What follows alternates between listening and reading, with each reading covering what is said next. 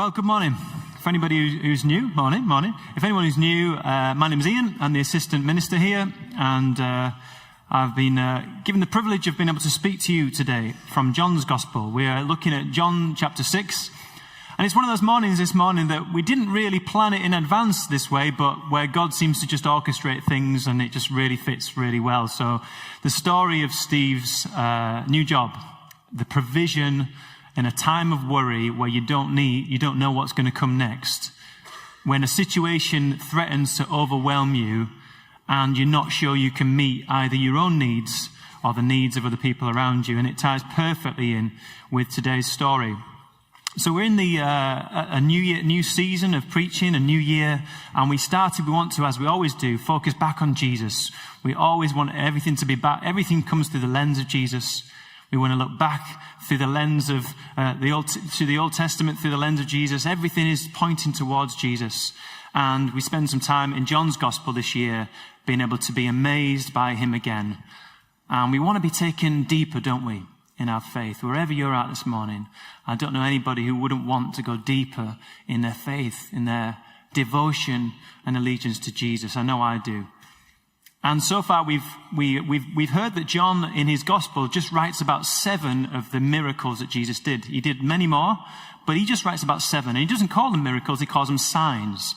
And we know signs point towards something, and they were pointing towards the identity of Jesus, who he was. They were revealing the character and the nature and the person of Jesus.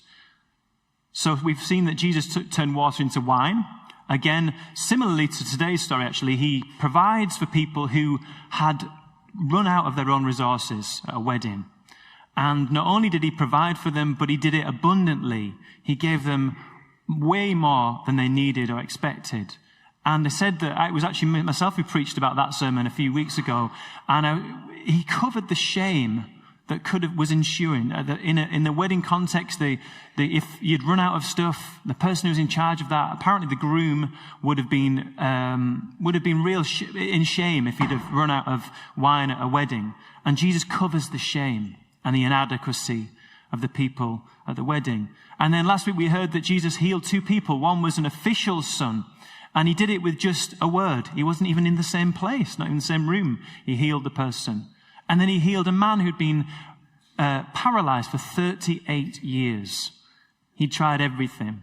He'd even gone to a pool where they said that an angel stirred the water, and if you could just get in the water, God would heal you. And he never could get in the water. And Jesus comes and he picks him up and he says, "Take up your mat and walk." And we also heard the story of where Jesus meets a woman who was, again, going to a well on her own, because she was carrying shame and fear. And Jesus comes and rewrites her story. And because of that, the way is open to a whole new community of people to come to know the great news of Jesus. So today we're going to look at the 2 stories you'll know very well. Feeding the 5,000, hence the provision link today. And also Jesus walking on water. So it's in the same passage. So what can we learn about Jesus? What is John trying to tell us about Jesus? What is the signs that he's doing? How do they point to Jesus and reveal his identity? So I'm going to invite Kevin to come and read the passage for us. So the passage today is from John chapter 6, and it's verses 1 to 24. Do you know where the microphone's gone, guys? Oh, okay. Thanks, Kevin. So John chapter 6, verse 1 to 24.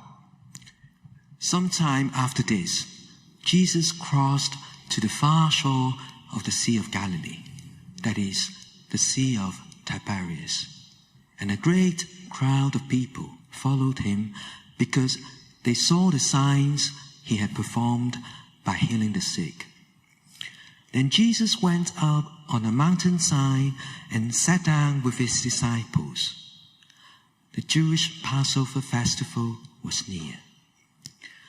When Jesus looked up and saw a great crowd coming toward him, he said to Philip, "Where shall we buy bread for these people to eat?"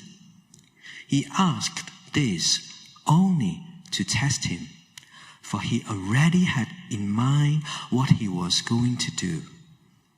Philip answered him, "It would take more than half a year's wages to buy enough bread for each one to have a bite." Another of his disciples, Andrew, Simon Peter's brother, spoke up. "Here is a boy with 5 small barley loaves and 2 small fish. But how far will they go among so many?" Jesus said, "Have the people sit down." There was plenty of grass in that place, and they sat down. About 5,000 men were there. Jesus then took the loaves, gave thanks, and distributed to those who were seated as much as they wanted. He did the same with the fish. When he had all had enough to eat, he said to his disciples, "Gather the pieces that are left over. Let nothing be wasted." So they gathered them and filled 12 baskets with the pieces of the 5 barley loaves left over by those who had eaten.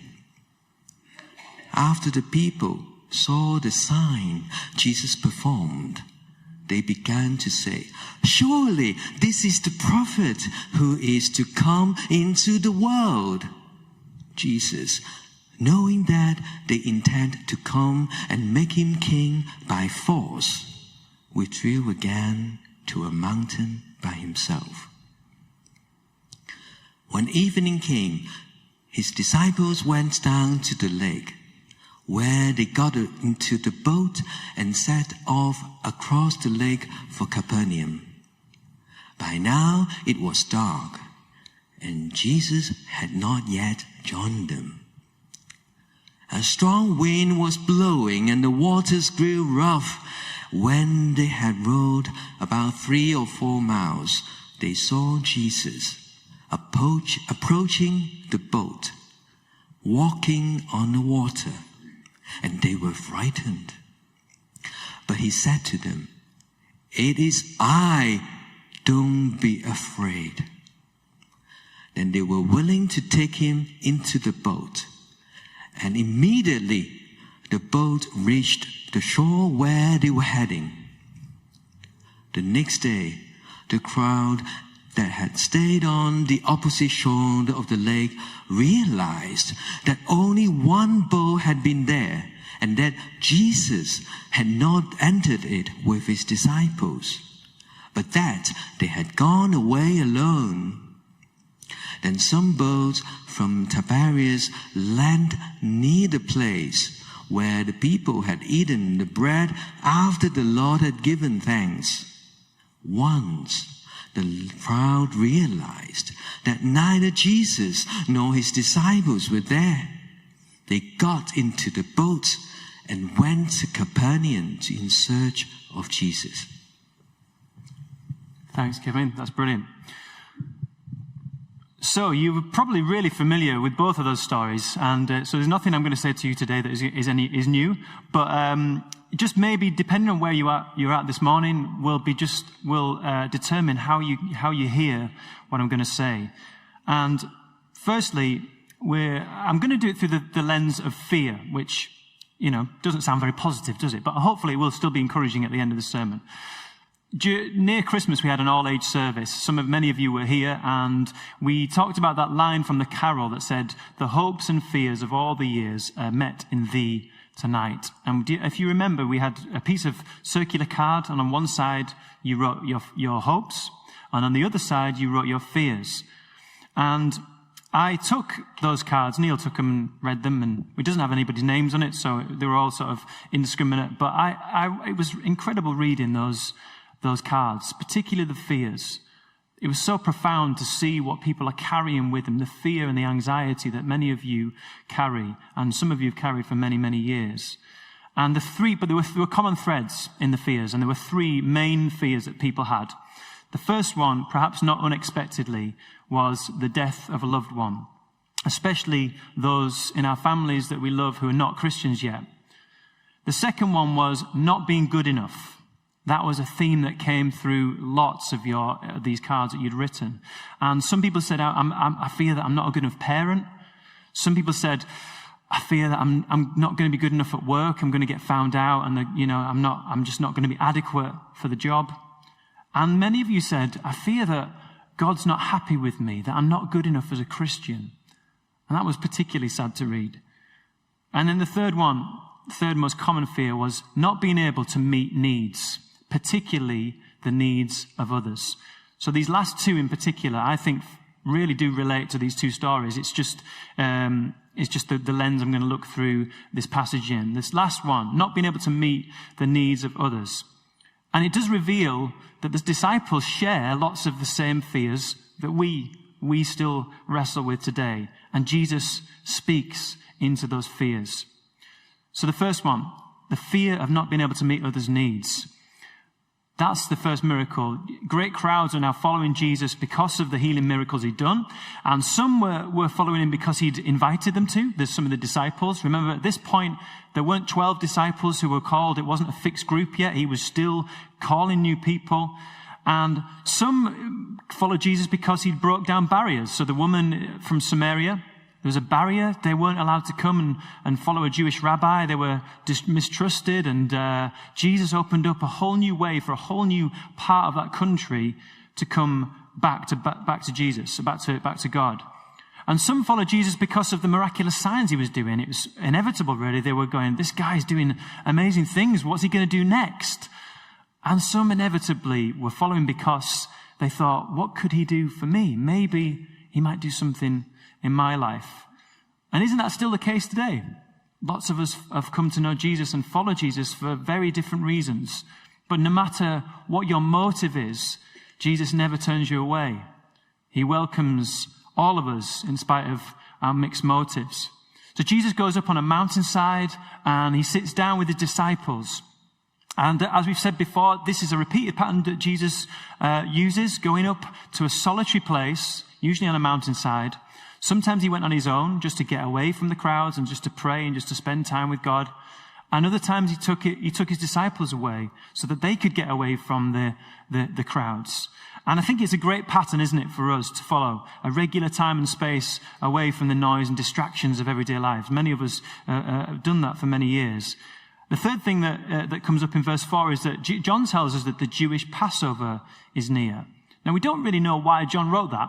It could literally just be because he's denoting a passage of time. In the gospel already, he's already mentioned one Passover, so we know this is the second Passover. So it could just be this is a year now into Jesus' ministry. It could be as simple as that. There may have been other reasons for John mentioning the Passover, but we haven't got time to look into them yet. But at the very least, we know that this is about a year now into public ministry. So when the disciples saw the crowd, Jesus said, "Where should we buy bread for these people to eat?" Has it ever struck you that that's quite a weird question for Jesus to ask? Like 5,000 men, so presumably there's also at least one boy there, so we think there probably were other children, certainly some of the women as well. So there's at least 5,000 plus people. Why did Jesus look at the crowd, 5,000 people, and go, how are we going to feed them all? I mean, that's the sort of thing my mum does when we come. There's only two of us. You're like, how am I going to feed you all? 5,000. Like, they probably weren't expecting to be fed, were they? They probably just came because they were intrigued to know what Jesus was going to do next. But Jesus asked Philip, so where are we going to get enough bread then, guys? Philip, you can tell he was anxious. And Jesus, again, just like he did with the wedding, there wasn't an expectation that Jesus would multiply wine for a wedding. It's just a wedding. They just run out of wine. Well, big deal. But actually, Jesus does way more than was expected and that was strictly necessary. Jesus is revealing what a compassionate and extravagant giver he is. But the question actually caused the disciples anxiety. You can hear it in the response of Philip and in the response of Andrew. Where are we going to get enough bread to feed all these people?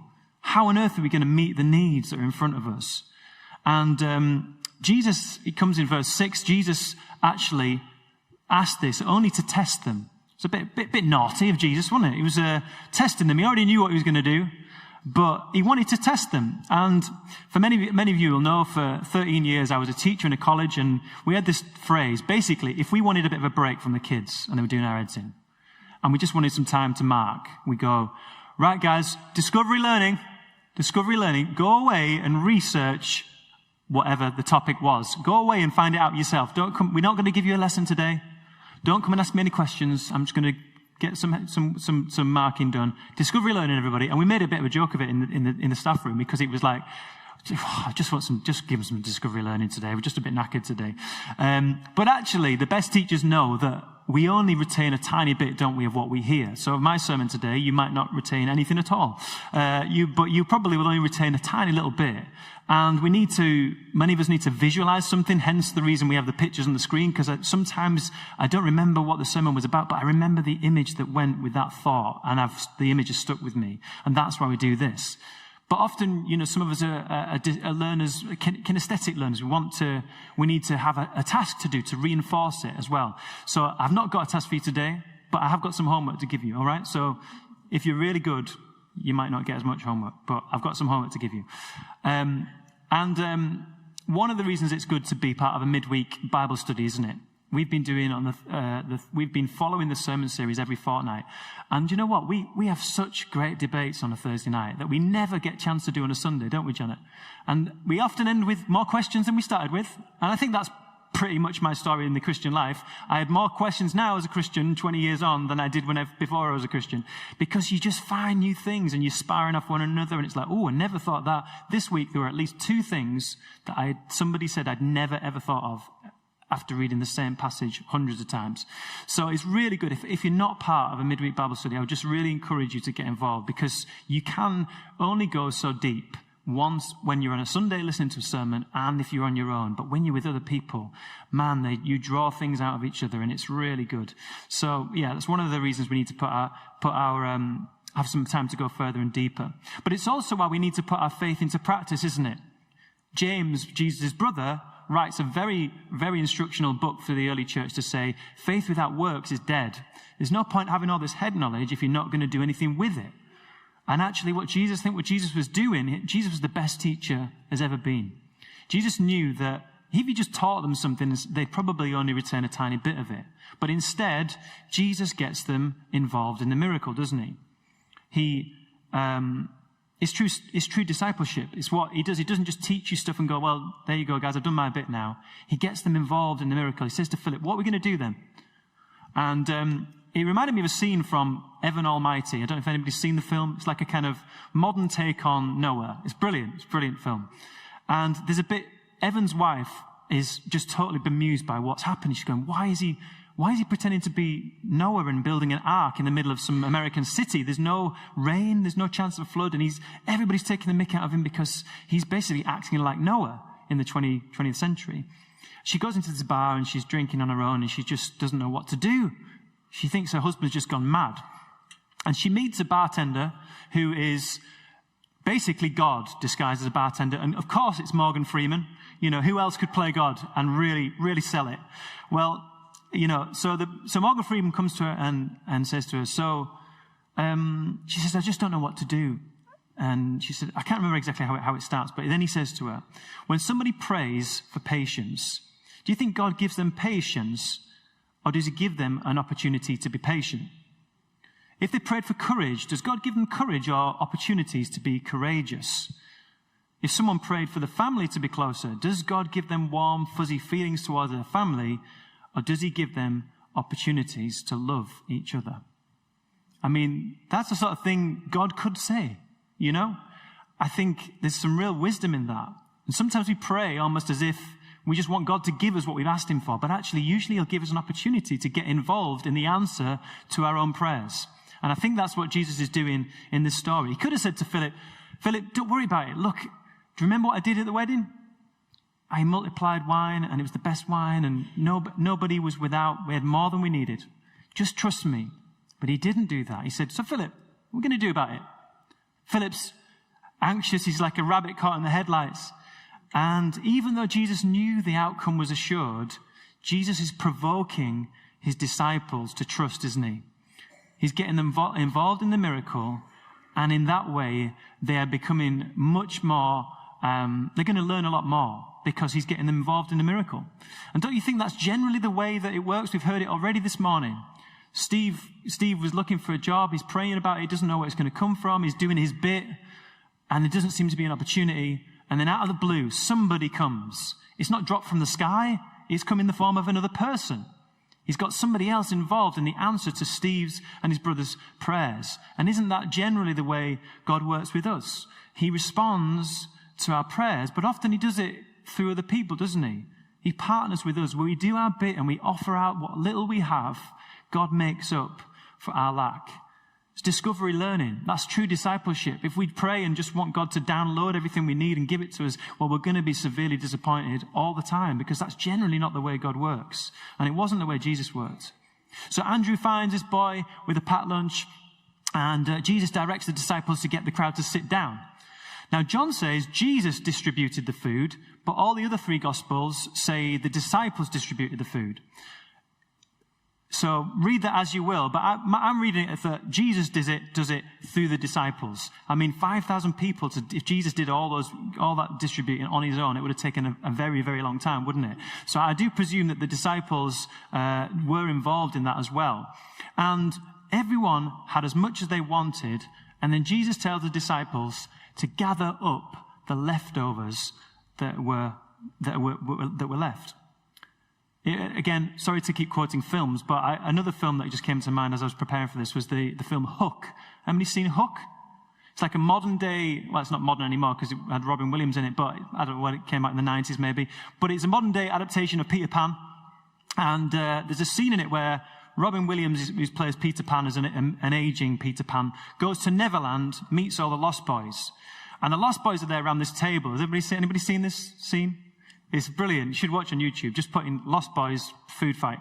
And essentially they've got all these covers and plates and it looks like a lavish banquet and sort of steam coming off you going, and all the boys are going, oh, and they're kind of like, you know, like the anticipation is so high and they can't wait for this feast. And Peter's there going, oh wow, what's it going to be? And then they pull off the covers and the plates are just totally empty. There's nothing on the plate. There's nothing in the bowls. And the boys are going like this, going, sorry, that's horrible sound, isn't it? So does anybody else get triggered by lip smack sounds when you eat? My wife does. She gets really triggered by that. Anyway, there you go. For those who do get triggered, sorry about that. I won't do any more. But, so they're all eating, but there's no real food, but they're eating as if it's a lavish feast. And then Tinkerbell says to Peter, Peter, eat. And he goes, eat what? There's nothing here. Gandhi ate more than this. And the Lost Boys, it just struck me that the Lost Boys had an imagination that Peter didn't have. He can only see what's in front of him, and it's not very much.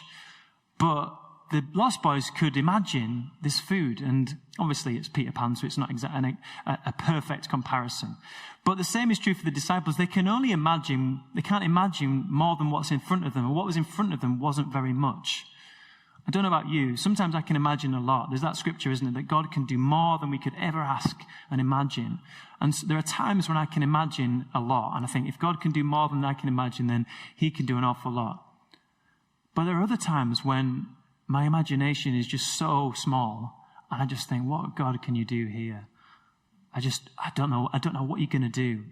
And the amount of times you look back over your shoulder and go, oh, wow, God, you did more than I could imagine. So they gathered them up and filled 12 baskets with the pieces of 5 barley loaves left over by those who'd eaten. The leftovers were more than they started with. They started with 5 loaves and 2 fish. They ended with 12 baskets full. I mean, the miracle would have been amazing enough, wouldn't it? Just to have fed these people. But to have 12 baskets of leftovers was beyond incredible. And again, just like the water into wine, when the wine was the best wine that they tasted in the whole of the feast, Jesus does way more than was necessary. It was way more than they could imagine. It was way more than they could expect. What does it reveal about him? God is not a stingy God who's going, well, you can have that, but no more, like I was with my kids when they were little. He's an extravagant giver. He gives us more than we need. and more than we can ask or imagine. He doesn't always give us more than we want, but he always gives us more than we need. And when we offer what we have to him, it's amazing that he can multiply what we give to meet the needs of other people. So when we think, I don't know, I'm overwhelmed with the needs in front of me, Lord, I don't know what to do. All I can do is this little bit, and it doesn't seem very much. God can multiply your offering. Jesus never asked us to do the impossible. That was a phrase that kept coming back to me this week. God never asks you to do the impossible. That's not your job. That's his job. He just asks you to give what you can and to trust that he can do the rest. A few weeks ago, Yvonne shared about the Salford food parcels and how over the years God just keeps miraculously providing for the resources they need to meet other people's needs. Destitute, asylum seekers, many, and others as well, who are just really struggling with the cost of living. And several times she mentioned that they come towards the end of their resources and they thought, this is going to be the end. We can't physically do it anymore. We can't meet the needs, but there's such a need. What can we do? And then a gift, a grant, another person comes on board, and God just keeps providing for their lack. They offer what they can, and God makes up for the lack. And when he stops doing that, I think that'll be the time when Yvonne and Martin know that's the time to end. We must embrace our limitations. We're limited people. We only have, we have a small amount of resources. Most of us don't feel we're very good, and we don't have a lot. We have to embrace that. That's okay. That's who we are. That's human beings for you. But God, if you offer it to him, he makes up for the lack. And it reminded me of a song by Keith Green, who was one of the first Christian artists I ever heard when I became a Christian at 17. And he sings, you just keep doing your best and pray that it's blessed, and Jesus takes care of the rest. You just keep doing your best, pray that it's blessed, and Jesus takes care of the rest. After the people saw the sign Jesus performed, they began to say, surely this is the prophet who comes into the world. Jesus, knowing that they intended to make him king by force, withdrew again to a mountain by himself. It would have been easy, wouldn't it, for Jesus to go to sort of fed off the gratitude of the crowd. But once again, he refuses to be coerced by other people. He refuses to be dictated by other people's needs and wants. And he also refuses the allure of people's affirmation. It's great when we help somebody and it feels good. And that's all right, because it's good because God creates us for good works. And it feels good, doesn't it, to help somebody out. But that can be an insatiable desire, and it can be the sort of motivation sometimes for us to want to do more because we like the secondary gain of the feeling that it feels to do good for other people. And some people call that a savior complex or a messiah complex. I don't know about you, if you've ever been tempted to have a savior complex. I think Christians probably are more tempted to develop this than other people because we know that it's better to give than to receive. We know that God's created us for good works. We know that that's where our discipleship is born. But how many times out of compassion have we helped people only to find that actually we've not really helped them that much, and we've found ourselves frustrated, exhausted, and totally disillusioned at the end of it? I know some of you in here have been through that. I've done that loads of times over the years where I've tried to help people and I thought I was doing the right thing because I've seen a need, and because I'm a bloke, I want to fix it as well. So that doesn't help. You want to fix everybody and everything, you can't. And in the end, you just end up going, I'm just burning myself out. And if that person doesn't want to help themselves, it doesn't matter how much I invest, it's not going to change anyway. And I think Jesus can teach us something here. You know, he was incredibly compassionate, incredibly generous, but he was also incredibly wise. Jesus refuses the affirmation of the crowd. He refuses to be coerced by people. He refuses to be drawn into that, and he goes and withdraws. He does what he needs to do, and he withdraws. He meets and exceeds their needs, but he knows when it's time to leave. He meets and exceeds their needs, but he also knows when it's time to leave. And then the story picks up that same evening with the disciples on their way home, and they have to go across the lake. But Jesus doesn't go with them. He stays up the mountain. And John writes this: a strong wind was blowing and the waters grew rough. And when they'd rowed about 3 or 4 miles, now they'd just witnessed one of the most incredible things in their whole lives. They're probably the most miraculous thing they would ever have witnessed. And now the disciples are back in a boat again in the middle of a storm. How often does that happen to you and to me? Somebody the other week was saying they'd had a great encounter with God in our service. And they said, I just felt so close to God. And then as soon as I went home, I had this sinking feeling. I was so discouraged. I felt really, really down. I didn't know why. And then the next day, I had this problem. My daughter came and said this. And then my family, all these problems sort of hit me. And I just thought, how many times do you have these mountaintop experiences with God? And then it's just down to earth with a bang again. It's brilliant. Savor those moments, because you always have to come back down the mountain again. No matter how close you feel to God and how many awe-inspiring encounters you have with God, they don't last too long before you're back in the world again and it's back to earth with a bang. And sometimes, like Jesus being led into the desert by the Spirit to be tempted, sometimes it's God that tests us and our character. But I've also learned to be aware of the way the enemy wants to attack you and discourage you. There's times when you just hear those whispers, you've had a great time, and then you hear those negative thoughts. You're not good enough. Well, your motives weren't great. Blah, blah, blah. Whatever it is for you, we have the voice of the enemy who wants to discourage us. Don't be surprised if that happens. And they saw Jesus approaching on the boat. Now, the weird thing is, I was thinking about this. Initially, I thought, they're really worried about the storm. They were frightened of the storm. There's no indication in John's gospel that they were actually scared of the storm. They were rowing in the middle of it, and it doesn't tell us they were scared of the storm. What are they scared of? Jesus. That's quite weird, isn't it? They were scared of Jesus. But then if you think about the image, it's the middle of it's dark. They're in the middle of this really blustery sea. And then this mysterious figure starts walking towards them. It's like something out of a horror movie, isn't it? I mean, imagine it. It would freak you out, wouldn't it? No wonder they were scared. And they didn't know it was Jesus, did they? But essentially, they were freaked out by Jesus coming towards them. They weren't scared of the storm. They were scared of God. And it was just a really interesting thought that obviously, they didn't know it was Jesus, and it would have been pretty strange. But it reminded me that the same John who was in the boat, scared of the vision of Jesus, years later would be on an island, the island of Patmos, where he wrote the book of Revelation. And he has another vision of Jesus, and it's the response to John's fear is almost the same, as identical. So here he says, he saw Jesus approaching, walking on water, and they were frightened. And Jesus said to them, "It's I, don't be afraid." In Revelation 1:17, he says, "When I saw him, I fell at his feet as though dead. He placed his right hand on me and said, 'Don't be afraid.'" Jesus, same John who was in the boat, who was frightened of the vision of Jesus coming towards him, was the same John who years later was on an island exiled for his faith, saw a vision of Jesus and fell to the floor like he was dead. The vision, there's a right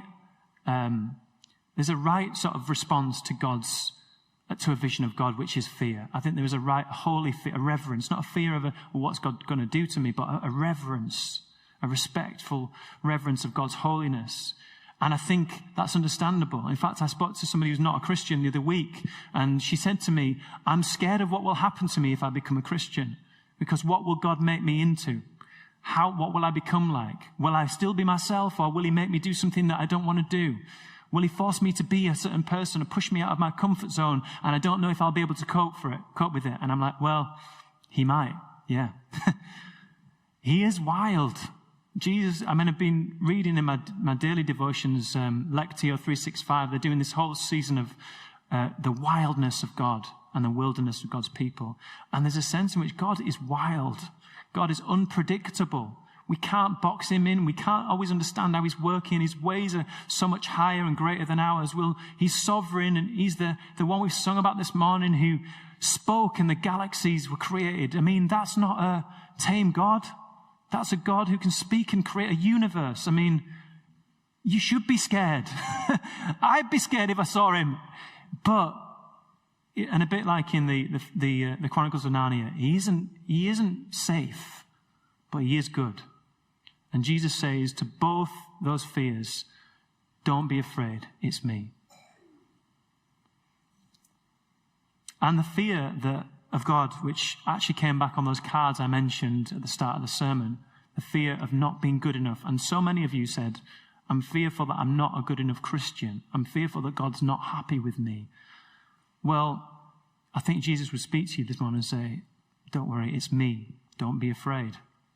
And there's the next bit as well, is that the disciples, verse 21a says something quite curious. Then they were willing to take him into the boat. What a strange little line, because the implication is that they didn't need to take Jesus into the boat. He wasn't going to force his way in. He was waiting to be asked to be. They were willing to take Jesus into the boat. They had a choice. And in your most fearful moments, we all have the same choice, don't we? Do we put our head down and row harder? In Steve's scenario, do we just keep looking harder? Do we stay up all night worrying about where the job's going to come from? Do we just spend more time on the job sites? Because actually maybe I just need to put more work in and maybe I'll find it. Or if you're fearful of what's going to happen to you or a loved one or the needs, do we just spend more time just fussing around or going on the internet or doing that, tiring ourselves out? Or do we? And do we let the fear overwhelm us? Or do we take Jesus into the boat with us, proverbially, and listen to his voice saying to us, it's me. Don't be afraid. And I think that for whatever the fear is you're carrying today, Jesus comes to the boat and says, are you going to take me into the boat? Are you going to take me into the boat with you and let me be with you through the storm? Or are you going to just put your head down and row harder? It's me. You know me. Don't be afraid. I'm going to invite Adam and the band to come back for us, if you would, just before we close with a couple of questions.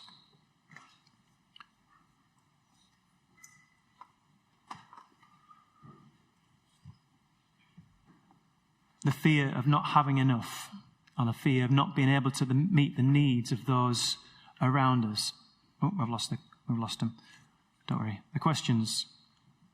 If that's your fear today, give thanks for what you do have. You have things in your hands. It might only be the equivalent of 5 loaves and 2 fish, which compared to the overwhelming task of feeding 5,000 people, that is not very much at all. But you have stuff in your hands. Each one of you has stuff in your hands that God has given you. Recognize and embrace your limits. You can't meet everybody's needs. You can't meet everybody's needs. God's not asking you to do the impossible. That's his job. You cannot meet everybody's needs. But what you can do is offer what you have. You do what is possible. Leave the impossible up to him. And don't be surprised if there are leftovers at the end. Or maybe you are in the middle of a storm and you're just thinking, I'm frightened of being overwhelmed this morning, whatever that storm may be. Are you going to let Jesus into the boat with you? And will you open your ears to hear him whisper, it's me. Don't be afraid. Trust him. Together you're going to reach the shore. Whatever storm, I think Adam said it at the start, thus far as the Lord led us. Whatever storms you've ever had in your life, just think about this for a moment. You've always got through them, haven't you? Always. You're here today because you've always got through whatever that biggest fear was at any moment of your life. You've never sank in the boat, have you? You've always got through it. And that's going to be true for the future, whatever it holds. Together, with Jesus in the boat, you're going to reach the shore. Aren't you glad you've got him in the boat with you? Imagine not having Jesus in the boat with you going through some of this stuff you're going through. I don't know how people do it. I wouldn't want to be rowing the boat without Jesus in it. So let's trust him together